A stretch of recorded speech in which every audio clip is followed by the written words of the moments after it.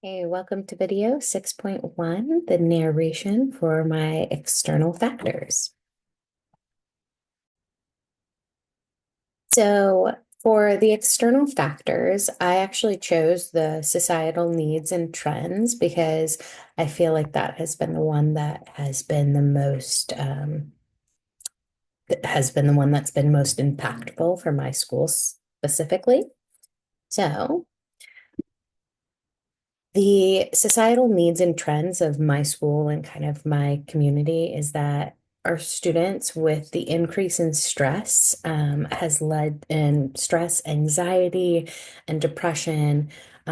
With those increasing mental health issues, we've also had an increased number in 504 plans and IEPs, resulting in teachers kind of having to navigate classes that have very high numbers or very diverse needs, or high numbers of students who have these accommodations or very diverse needs or accommodations.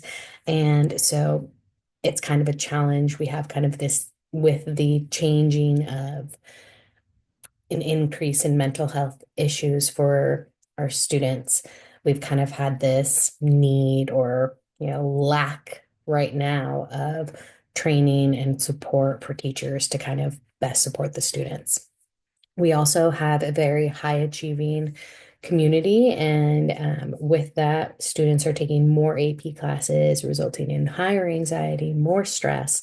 It's a cyclical process we can see here where they take more AP classes, they become more stressed, and then it just is this vicious cycle. They kind of can't stop taking the number of APs, and they don't want to lose this rigor, because again, as I said, our community has a very, very high achieving population. And so because of that, there's this pressure of a need to do well and a need to be the best and be at the highest level.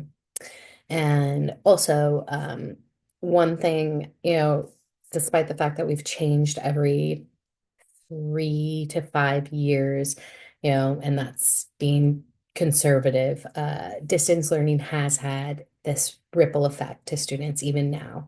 And we've seen that in the addiction to technology and their cell phones and things like that. And it's just kind of been this issue with student stress and also student motivation and whatnot.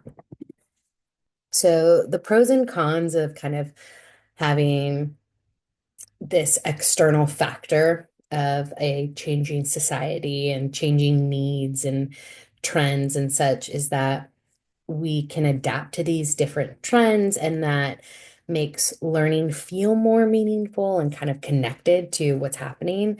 Um, we can be more responsive to how our student population is changing, and that can feel more genuine and authentic and build stronger connections. And we can, by providing more support and meeting students where they are, we can often see an increase in student engagement.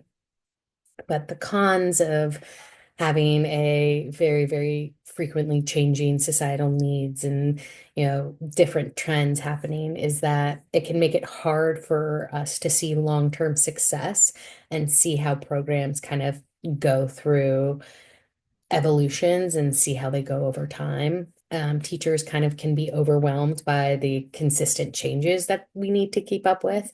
And kind of related to the first con I mentioned is that with the kind of inconsistency or kind of, rapid changes, certain initiatives can lose momentum or, lack follow through. And so it's kind of, we don't have those lasting impacts. So one thing I think is important to remember is that we cannot pour from an empty cup. And so we need to take care of ourselves first. And so we want to take care of students and their needs before we kind of can teach them in a way. So these are kind of some questions that I think are important to consider when looking specifically at the external factors of societal needs and trends. We want to think about, are we responsive to the students' current realities? Are we balancing the challenge and rigor of our courses with compassion and empathy?